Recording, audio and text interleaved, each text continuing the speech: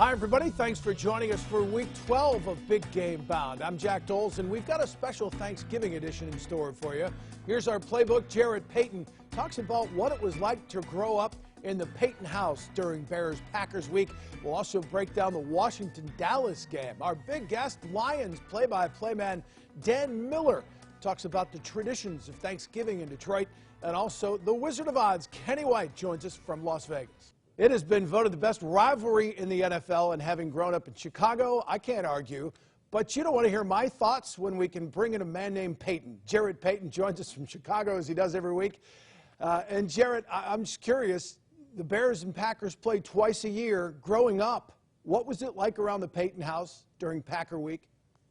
Man, it was always very silent around my house. I mean, my dad would sit at the dinner table, Jack, and he'd be very, very quiet because he'd be so locked in that, you know, the family, especially me as a little kid, always so loud, running around, all the energy. I'd have to sit there and just be super, super quiet because, you know, he was always so focused. But it makes sense now, you know, being able to understand this rivalry and seeing the rivalry and being here in Chicago, it means everything to not just the Bears players and the organization, but also to the fans. And I think that's what my dad saw, and that he wanted to always give his best effort against the Packers.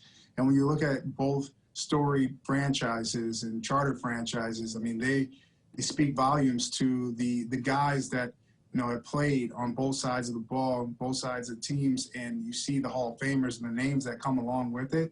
It's something special, and I think one of the reasons why it's voted the best rivalry in football. How much more intensity do the Packers bring to this game and the Bears to this game each time they meet? I mean, I think it's just, you know, when you walk in, you might not know, you might be a kid from, you know, University of Miami and not understand, but as soon as you walk into the doors of both franchises, it's one of the things that's taught to you. It's instilled in you that, you know, this is one of those big games. This is that game that you have to win.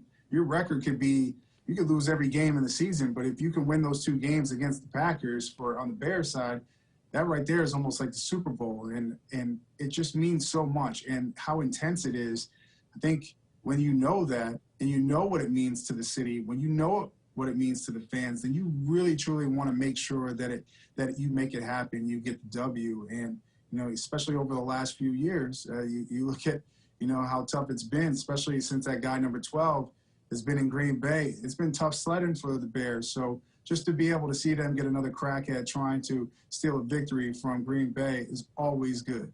Yeah, Green Bay's had the luxury of having better quarterbacks than Chicago has.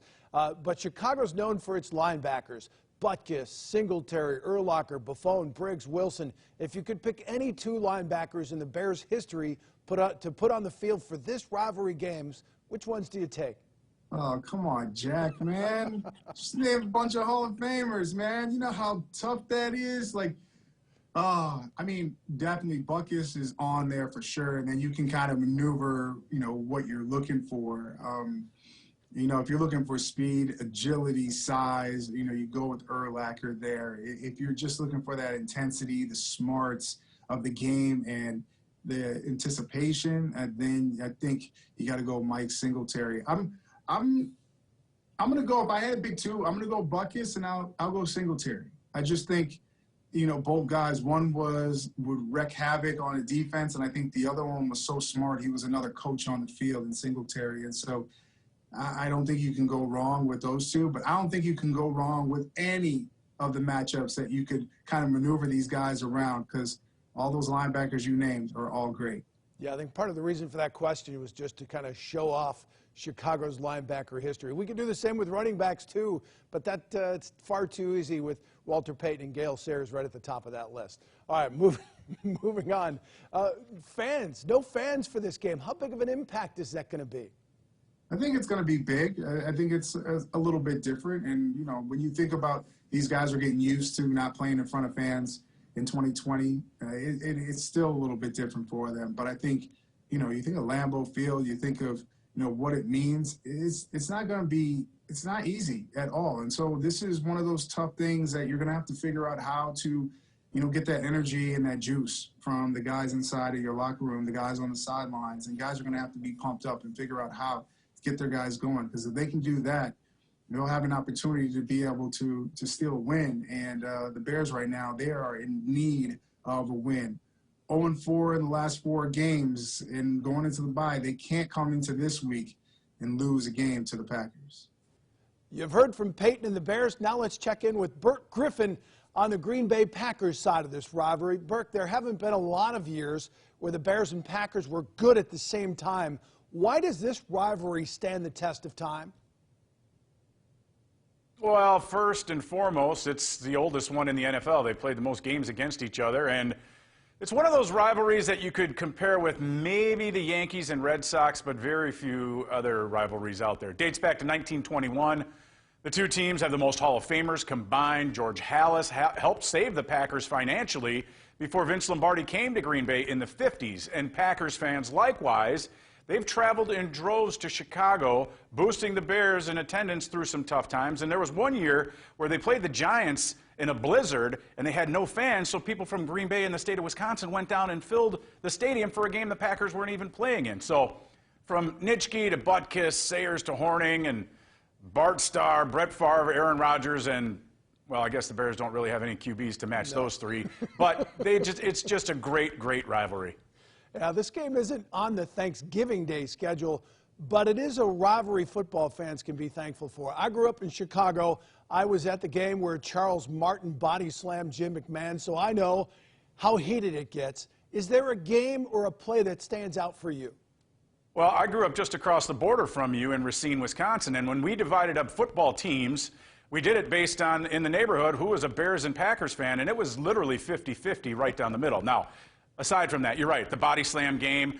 I remember 1989, Don Mikowski to Sterling Sharp, the instant replay game where everyone thought he was over the line for that game-winning touchdown pass with under a minute to go. 2010, the biggest game they ever played, the NFC Championship, the only time Green Bay went into Soldier Field, and that sent the Packers to a winning Super Bowl, Aaron Rodgers and company. Now, recently, Aaron Rodgers to Randall Cobb, fourth quarter comebacks, not only, I think, 2013 to get into the playoffs, but a couple years after that. It's a great rivalry, and there's so many great moments, even when one team's good and one team's bad. And that's why they say when you play a divisional rival, you better strap it up and go. Well, this Bears fan does have the power to edit, so I may have to cut some of that stuff out of there. This will be the first time this game is played without fans. Will the animosity be a little tempered? You know what? It's on Sunday Night Football, and anything can happen in those primetime games because the guys themselves know the rest of the league is still watching. Right now, though, I don't think there's as much bitterness or anything that would lead to fisticuffs between these two, unless somebody body slams Aaron Rodgers and he breaks his collarbone again. All right, since you brought this up, the Bears have rarely had a great quarterback in this rivalry. Not the case in Green Bay. Bart Starr, Brett Favre, Aaron Rodgers. If you could choose one of those quarterbacks to go into a game against the Bears, which one would you take? Boy, I would have to go with Rodgers, especially right now. What he's been doing is ridiculous. Only a handful of interceptions the past couple of seasons. Favre and Rodgers, definitely both bear killers, but I think I'd go with 12 over number 4 right now. I know that's sacrilege to some, but hey, it's my opinion.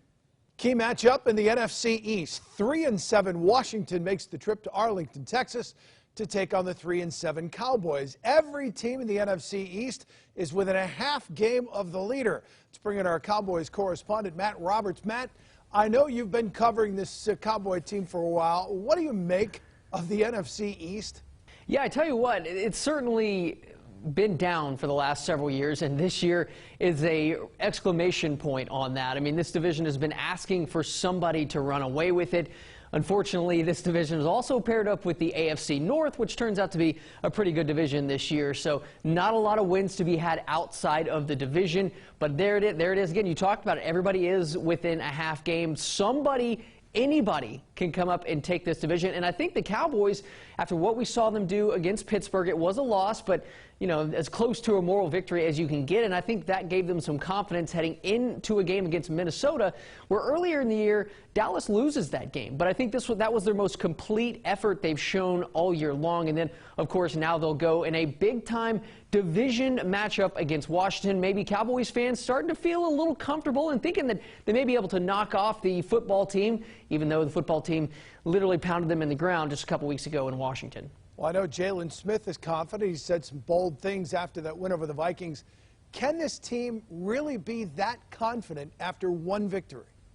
You know, I think there's a lot of guys on this team. You talked about Jalen Smith right there, but DeMarcus Lawrence was another guy that sat up in front of the media last week and said, don't get it twisted, this is a good football team. Well, Bill Parcells used to also say you are what your record says you are. So those two things didn't really jive, but I think that got them believing. After that Pittsburgh game, Lawrence was also a guy who said nobody in this league is elite. And I think it got them on that plane of, hey, we can compete. This is the NFL. You know, Mike Tomlin said last week with the Steelers that, you know, this is not the Big Ten playing the MAC, but the Cowboys were kind of getting that feeling themselves, knowing that they could go to Minnesota. And as I mentioned, that's a game they probably lose earlier in the season. But I think that Pittsburgh game maybe got in their minds that they're competing with an undefeated team. They can compete with anybody in this league, especially in this division.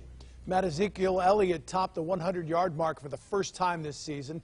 How much did the move of Zach Martin to tackle boost this offense? I think it's undeniable how much it boosted it, and Mike McCarthy was actually asked about that earlier in the season, if they would consider moving Zach Martin, who has tackle experience, out to that tackle position, and he kind of scoffed at it and said that's fantasy football nonsense. But when you plan to run the ball as much as Dallas does with Ezekiel Elliott or with Tony Pollard, you got to get your 5 best guys on the field, and maybe that weakens the guard position a little bit by moving Zach out to tackle. But at the end of the day, those are your 5 best guys. And so whoever made the decision to bump Zach out there, I think the results were undeniable, being able to not only rush the ball but give Andy Dalton some time. And, you know, he really hasn't had time so far when we've seen him, and it hadn't looked great. But gave him some time against Minnesota, and you know, Andy Dalton can move this football team. Yeah, obviously the loss of Dak was devastating to this team. The offense was prolific under his hand. Weeks 2, 3, and 4. After seeing how much they've struggled once he was out, did his value increase after the injury? Do the Cowboys have to get this deal done this offseason? Yeah, I don't see how you can look at it and think that it hasn't. I mean, we saw Ben DiNucci, you know, even Andy Dalton, who's looked okay. You know, you saw Garrett Gilbert. How much of that was, you know, Pittsburgh not really having any tape on him, maybe them taking him lightly. So the Dallas Cowboys know that you cannot just luck into quarterbacks. They know that when you've got that guy, they walk through the wilderness from Troy to Tony. I mean, there was a lot of Thanksgiving Day games where Chad Hutchinson was starting, Anthony Wright, those guys in that Dave Campo era that really, really struggled. So Dallas wants Dak around. Dak wants to be in Dallas, and he is no doubt a huge part of this football team. So they are going to figure out a way to sign him. And yes, it probably is a little bit more expensive because, you know, we've seen just what this team is with Dak and what this team is without Dak. I would be interested to see the team that we've seen the last 2 weeks playing with Dak Prescott as their quarterback.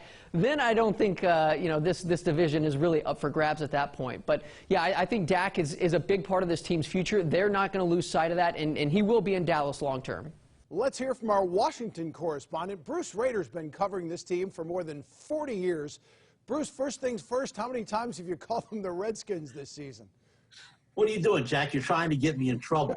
I think I only called them Redskins twice that I can remember. And then one of them was last week on our weekly show, the Washington Huddle, and I referred to it as Redskins Park when I was talking about practice. And the funny thing is, nobody in the booth realized I said it. Nobody on the set realized I said it. I didn't say it. Finally, my 89-year-old mother, who lives up in D.C., watched the show on Saturday night. She called me up and she goes, you know, you're not supposed to call them the Redskins anymore. But it's been a challenge, though, I'll tell you that. Oh, I've done it at least once, and we barely talk about them. Normally, a game between a pair of 3 and 7 teams is a keep the remote handy game, but in this division, it means winner could be in first place by the end of the week. Does this feel like a battle for first type of game? No, this doesn't feel like anything that I've ever experienced over 4 decades covering the Redskins, Jack. I mean, both Washington and Dallas, after 10 games, are both just in the hunt for the NFC East title, and both just a half a game out of first place in the NFC East. I mean, you've got the Eagles, they lead the East right now 3-6-1, and then you got Washington, you got the Cowboys, and you got the New York Giants. All 3 of them are just a half a game behind. So who knows who'll be representing the NFC East in the playoffs. But that's the thing with Coach Ron Rivera of Washington. You know, he keeps saying, hey, look, man, we've only lost 3 games, but we got to go out there and play every week, because the way this division is, who knows, we may end up winning it all. Yeah, this team's been through a lot this season. You just mentioned Ron Rivera battled cancer. Alex Smith returns from just a gruesome injury that would have ended most careers. How much has this team fed off of Rivera and Smith? Well, you know what, Jack, this team is so young, and as much as we fans have really been awed by Coach Rivera and going through his cancer treatments and all, also Alex Smith coming back from what some thought might have been a near-death experience and never thinking that he would play in the NFL again. I think, though, what you have with the team is this is such an incredibly young team. A lot of rookies, a lot of second-year guys, their first times in the NFL, just trying to make the team. You've got a brand new coaching staff from top to bottom, head coach and assistants. And I think that really these players, and especially in this COVID era with no fans in the stands, no preseason games, I think they're just trying to grasp the system. So as much as I think that, you know, it does mean something to them and they're experiencing this, really they're just trying to get out there and learn the system and play the game. And that this is going to be a big game for them. Can you imagine for some of these kids, Thursday night, Thanksgiving night, national TV, Washington against the Cowboys, and my gosh, so much on the line. Bruce, you've seen your fair share of Washington-Dallas rivalries. How does this one stack up with Bears versus Packers, Raiders, Chiefs?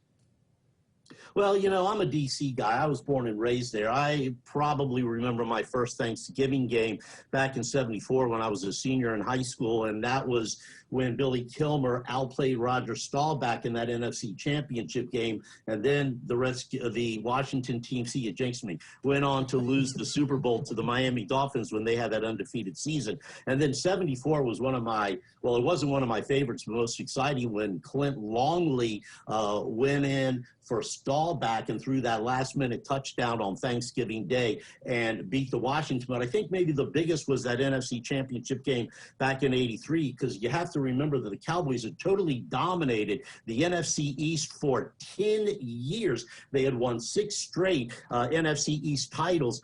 Washington had not made the playoffs in, I don't know, maybe 6 or 7 years at that time. Dexter Manley knocked Danny White out of the game. John Riggins had a couple of touchdowns. Washington won that game on Thanksgiving Day, went on to 4 Super Bowls. Dallas wouldn't make it back into the NFC Championship game for another 10 years. And I was at that game, and that was probably the most exciting game I had ever seen from the sidelines. Do you think the commissioner should kind of go on the fly here and take away home field for the winner of this division if it's under 500? Oh, I don't think home field means anything, Jack. Not this season. You can take home field and you can throw it out. I mean, you know, one week you have nobody in the stands. The next week you have 2,000 people in the stands. The next week you might have 10,000 people in the stands. And then the next week you might not have anybody back in the stands. I don't even consider home field advantage. I don't know what our friends in Vegas feel about that, but I'm not noticing it that much from the line, unless maybe there's East Coast to West Coast travel, or vice versa. It started out as a gimmick to get people to attend Lions games. It's turned into a tradition the Motor City embraces and holds dear. The Lions started playing on Thanksgiving Day in 1934. FDR was president, and current Lions radio play-by-play man Dan Miller was, well, he wasn't born yet. Dan joins us from Detroit. Dan, thanks for being here. Why is this game so sacred to Lions fans in this organization? Well, I think just because of the tradition. I think one of the things about Detroit and Michigan is that's different from other places, and I grew up in Washington, D.C., and I can tell you it's completely different from things there, is that people are born here, they live here, they stay here, and they root for the same teams that their mothers and fathers rooted for and their grandmothers and grandfathers rooted for. And whether it's the Tigers or the Lions or the Red Wings or the Pistons, more recently compared to them, there's tradition that was passed down in families, and your Thanksgivings were built around this. Look, it is across the whole country, but it's different when it's your team. And I just think it's because it's the fabric of who Michiganders are and how they spent a holiday where you're with your entire family more often than not. Yeah, Thanksgiving in Detroit typically means a big parade. Families gather and eat turkey, watch the Lions. The stadium's energized. How strange is it going to be with Ford Field completely empty? You know, Jack, I'll take it a step further. You said it with the parade. The whole city's energized. I mean, there's just something. Let's go to a normal year. There's just something when I get out of my car and walk down the street to get in the stadium, or, you know, in the old days we used to do the show from Shelley's across the street, and you'd walk down, you'd see the people, and it was just, there was an electricity there that you would feel. It was kind of like you feel when you have a Tiger playoff game. It's a holiday. It's the spotlight being on Detroit. It's just very, very cool. You've been calling Lions games on radio since 2005. In my opinion, the best hire the Ford family has made since they bought the team. What was your Thanksgiving Day pinch-me moment? You know, I think probably there's a couple that come to mind. The Bettis coin flip, I wasn't doing play-by-play at the time, but that was just insane. And I think we all remember that. That was just such an incredible moment. I think on the downside, it was probably the game against Houston, who, you know, coincidentally they'll be playing this year, when you had the running back clearly down, Justin Forsett, who would later play for the Lions, and Jim Schwartz threw the flag, which nullified any chance of having the play go to replay. And it was funny because a week later, Roger Goodell was in town, and I had to host a dinner that he was at. And my first question was, what were you thinking when you made that rule? I know our head coach made a mistake, but you got to let a play go to replay. And ultimately, after that year, they nixed that rule. So, I mean, those are probably two of them. You know, I just, there's so many of them. The Slay interception to win a game against Minnesota, that was one. Look, we all want them to win more often on that day, and there have been some days that have been difficult. Gosh, I remember Peyton Manning going in there and just lighting them up. I mean, I swear he threw one pass when he wasn't looking. But it's beautiful to have the spotlight on Detroit, and just to know that that game is ours and it's the only game happening at that time. We saw how crazy Chicago went when the Cubs won the World Series. How big would this celebration be if the Lions finally got to a Super Bowl and then won a championship? You know, I've run that in my mind so many times. I mean, I've thought about that a million times because I've been to a Piston parade. I've been to a Red Wing parade. I know how amazing it is to see them come down Woodward. To think of the Lions being in Hart Plaza and what it would mean to these fans who have been at this a lot longer than I have. I've always said, Jack, the best part of my job is seeing fans happy. There would be nothing that would compare to that in terms of the payoff, the happiness, the ability to just let go of all the dark clouds that have hung over them for years. It's what we're all waiting for. I mean, people ask me all the time, you know, hey, what's your favorite call, or what's this or that? And I say, it hasn't come yet. I mean, that's the one we're all waiting for. That's the moment that will make it all worthwhile. And, you know, I pray we all get there together one day, but it would be amazing. And believe me, I have thought about that parade, that moment, them on that stage many, many times. I know the Ford family wanted this team to play meaningful games in December. Do you think that Bob Quinn and Matt Patricia will be here next year if the Lions don't make the playoffs, or are they good if they're just playing meaningful games? You know, all we have to go on is what Mrs. Ford and Sheila Ford Hamp was involved in that decision as well. So she is now in charge, and she was a part of that. So I believe that she stands by everything that was in that release, saying that they had to play meaningful games in December. Look, I don't know what she will ultimately do. She's not somebody where things leak and we find things out, or they end up on NFL Network or on Twitter or something. But I do believe it's incumbent upon them to win games. I don't think that based on that statement last year that you'd want to come in and go 6-10 or something along those lines. I really think that the pressure is on them to win. The pressure is on them to be relevant in December. Now, what does that mean in a NFC where we already have one, we might have two extra playoff teams. We'll have to wait and see. But based on what we got last December, I do believe that they are under pressure to win. Now, is that both? Is that one? I can't answer that. But if it were me, I would feel like I really have to win to cement my standing here. Dan, in a normal year, you travel with the team. You have great access with the players. How difficult is it to call a road game when you're not there and you're calling it from Ford Field? You know, it's been different, and I will say this, not to get too far in the weeds, but we get something which is called an all-22, which is where you can see the entire field. A lot of times if you're trying to call a game off just a TV broadcast, it's in tight on the quarterback, and you may not see what's happening outside. So the NFL made sure that we got the view where we could see the entire field. And what we have found is that in each stadium, the guy operating the camera does a little bit differently. Some of them are in really tight where you can get a good look at the numbers. Some of them are a little further back where it becomes a little more difficult to see which player is which. And then some of them, I mean, are just jerking right and left after the play just to pop up to this because they go play, scoreboard, play. And some of them just jerk up so fast that you get seasick. So it's been different. I'll say this, after about a quarter, I felt pretty comfortable. I mean, here's the bottom line for all of it. And people have asked me, you know, what's it like calling in an empty stadium? I'm calling a game. I'm watching the game. I've got crowd noise in my ears. And after a while, you're so locked in that you really don't even notice that there's not a crowd there. So it's gotten to the point where it feels kind of normal. I'd like to get to the point where it is normal, and we have all the fans back in the stadium. But for here, for now, for 2020, we can do this. And if this is the toughest thing that we have to endure, I think we're doing all right as a broadcast crew.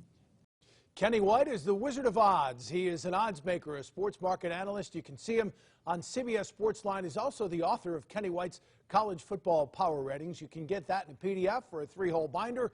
And he also predicts the final score for every college football game, basically tells you what the odds and totals should be for every game. He joins us from Vegas, as he does every week. Kenny, is Thanksgiving Day a day that draws a lot of action on games? What kind of trends do you notice on Thanksgiving? Well, it does, Jack. The sports books get great foot traffic on Thanksgiving, and it's, you know, throughout the day. You got a morning game, an afternoon game, and a night game. So that the handle is consistent all day long.